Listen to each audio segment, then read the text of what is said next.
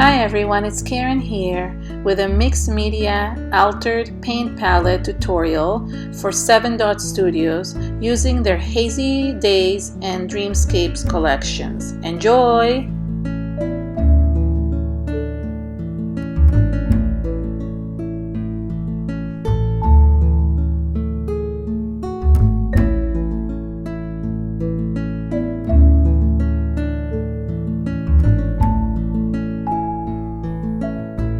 I bought a wooden palette from the dollar store and I took one of the Hazy Day papers. This is called the Jelly, and I used the side that I wanted to have in the front, which is the one that looks like stripped paint, as if the paint is peeling off the paper. So I just outlined it and cut it. And then I took some soft matte gel medium from Prima and just glued it to the background using the gel and sealed it at the top as well, so I could have it prepped up for all the other mediums that I was going to put on top.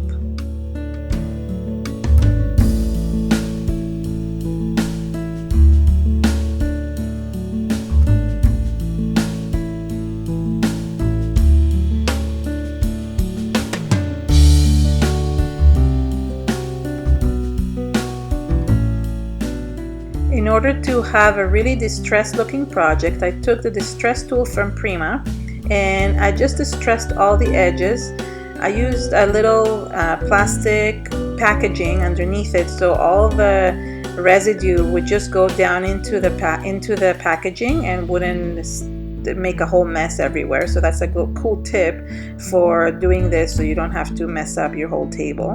And I roughly did it everywhere on the edges. Even if they ripped up a little bit, it just added to the really nice look of this distressed painted kind of wall that I wanted to create in the background. I really wanted it to be very distressed, and that I think I achieved by using this distress tool.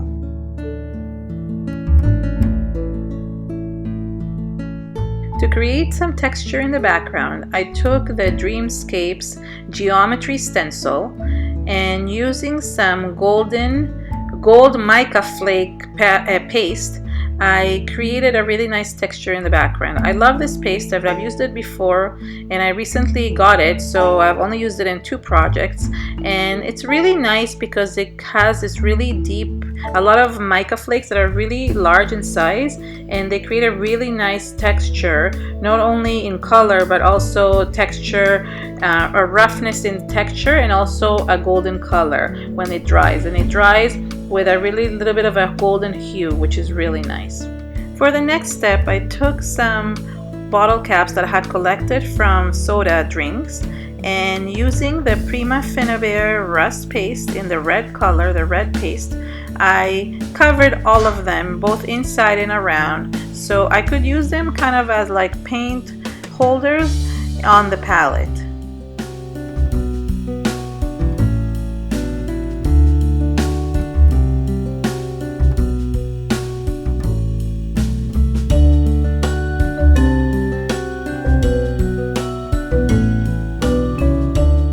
I wanted some circles to go inside the bottle caps because I wanted it to look like paint inside the caps. I took some circles from both the Hazy Days and the Dreamscape collections and just put different ones that match the colors of my palette in each one of the circles. I took some soft matte gel so I could glue each of the circles inside the little bottle caps, but I didn't realize my paintbrush was so dirty and it ended up staining it a little bit, so I just went with the flow and just added a little bit of redness on them, and they basically ended up matching everything else by adding a little bit of the red rust in each of the bottle caps. Now that my stenciled area was dry, I took some Color Bloom spray from Prima. This is the Glistening Waves, and just added a few squirts in the background so I could add a little bit of the Patina color with the red rust. I took one of the 6x6 papers from the paper pad from Dreamscapes collection, and I cut out a few gears using the Tim Holtz Gears die cut. Then I took the Tim Holtz Distress Oxide inks in both Vintage Photo and Spice Marmalade and added a little bit of staining to them. I also used the cracked pistachio to add that patina effect so it would match the rest of the project. Once I had them ready, I started placing them on my paint palette, and rearranging how I wanted everything to look. I took 3 paint brushes, these are old paint brushes that I couldn't use anymore, and just rearranged them in facing up as if they were trying to fly off the paint palette.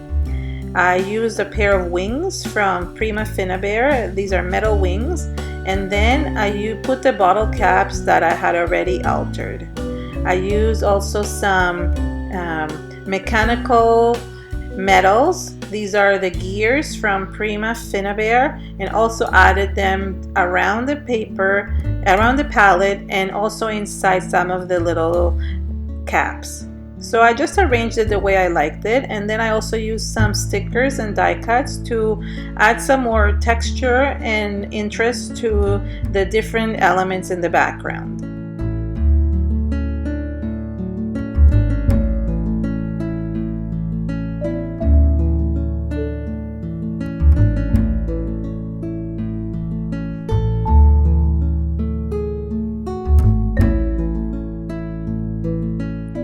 Once I had it arranged the way I liked it, I took again the soft matte gel medium from Prima Finnabair and just glued everything in place.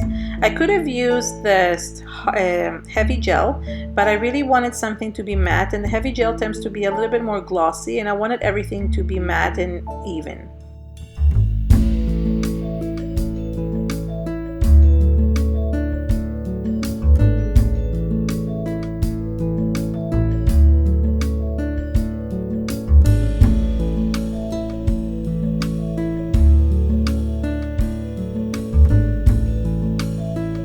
I felt like my palette needed a little bit more embellishments. I used some of the old Prima Finnabair flowers. These are the copper ones, and some other copper flowers from Prima, and even added a little bit of one light bulb. This is the Junkyard Findings light bulbs from Prima. And then I went and added the faucets. These are really cool, and I love this embellishments. I really wanted to add a little bit of things that I really love, and I wanted to make this as steampunk as possible, but to stay true to who I am.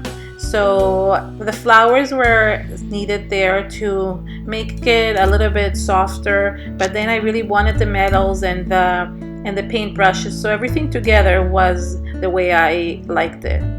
I took some Fabri-Tac glue and just glued all the flowers. I could have used the soft gel medium as well. It doesn't really matter which one you use. I just like using the Fabri-Tac glue with flowers, so that's what I did, and it holds them really well.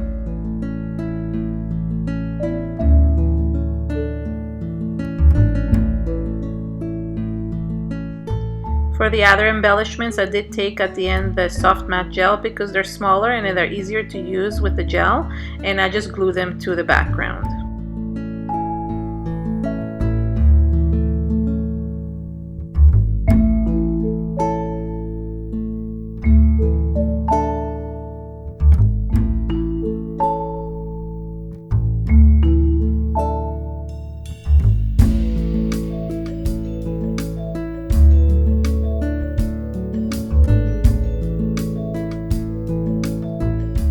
I went ahead and also added a few more flowers. These were in a bronze kind of color. They were also part of an old collection from Prima Finnabair.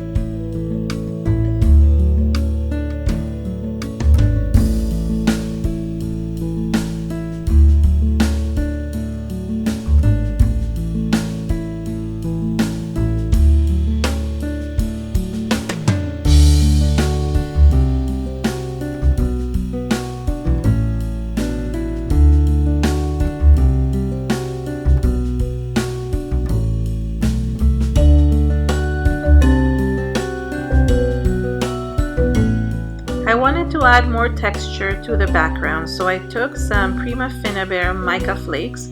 This is a set of mica flakes in different colors, and what I did is I took the soft matte gel medium again, dipped it with my paintbrush, and then dipped it directly into the mica flakes, and then added it in certain places. That ensures that the mica flakes have enough of the gel that they will stick to the place where you want them to go. It's a really good technique to get some small things down without spilling them everywhere.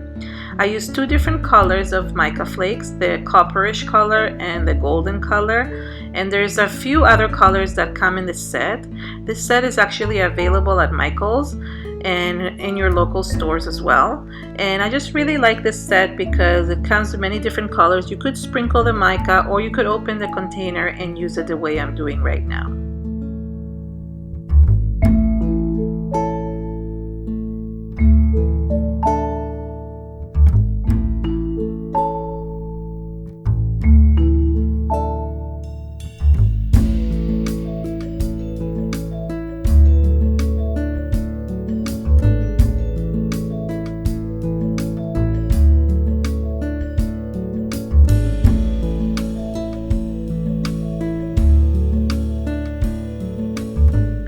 Next, I took the red rust paste again and started applying it to the paintbrushes and just making everything look even. Then I went around and added it around the edges of the palette so I could create kind of a border around everything. I used a little bit of water from my spray bottle and just diluted. As I was applying the red rust paste, I was diluting it with a little bit of water so it would create this really nice effect going in towards all the embellishments.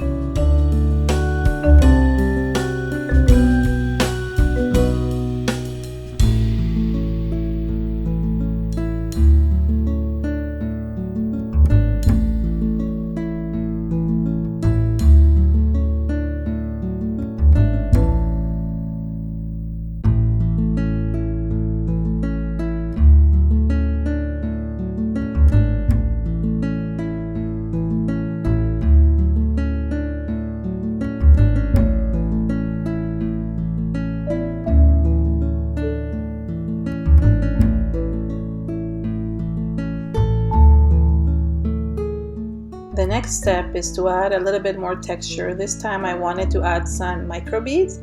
I took Prima Finnabair microbead set. This also is available at Michael's stores and also in some local stores and online, and I will put that on. I will tag this in the description area below. And I used some gold microbeads and some copper microbeads and just did the same technique as I did before by dipping it inside the gel and then dipping it in the microbeads and adding some texture in different areas.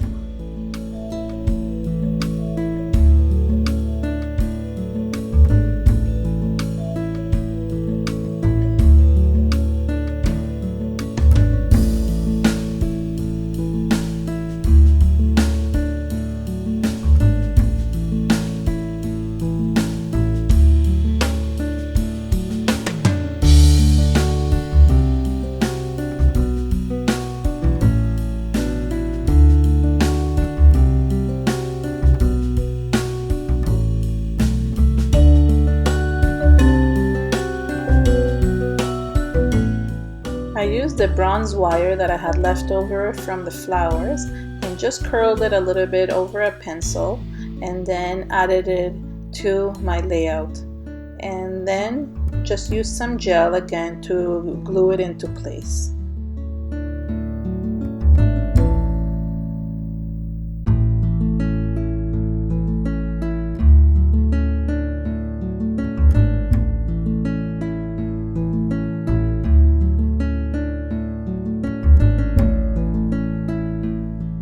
I felt like my composition needed a little bit more patina colors, so I took the mint green from the Patina rust set from Prima Finnabair and just using my paintbrush went around different embellishments and just added some of that texture and color in different areas so I could have that color stand out and mix with the red rust paste that I had put on.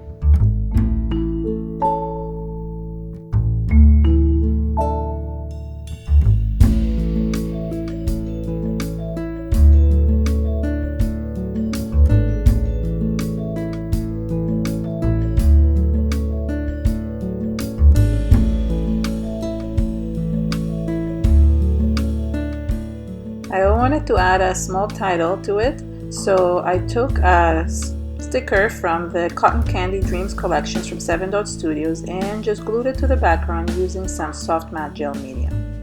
Then I took my Prima Finnabair Art Alchemy wax, this is the vintage gold color, and just to add it in certain areas to create some highlights, so it creates a really nice gold texture on top of the nice red and patina effects that I had in the background, and it really enhances all the texture that it is underneath.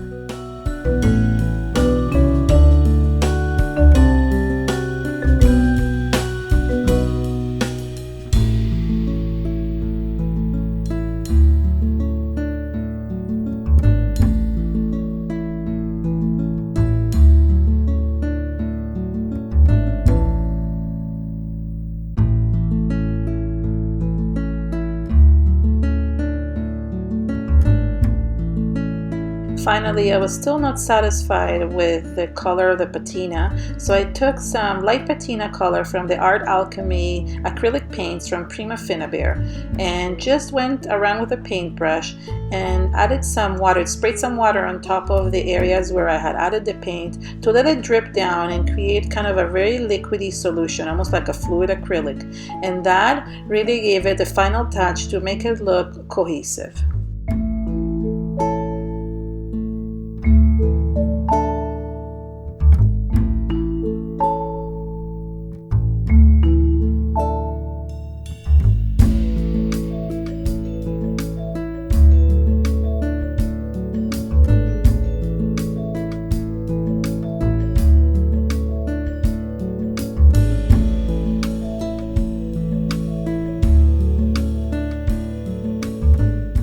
Thank you so much for watching. For more inspiration, please subscribe to my YouTube channel. Bye!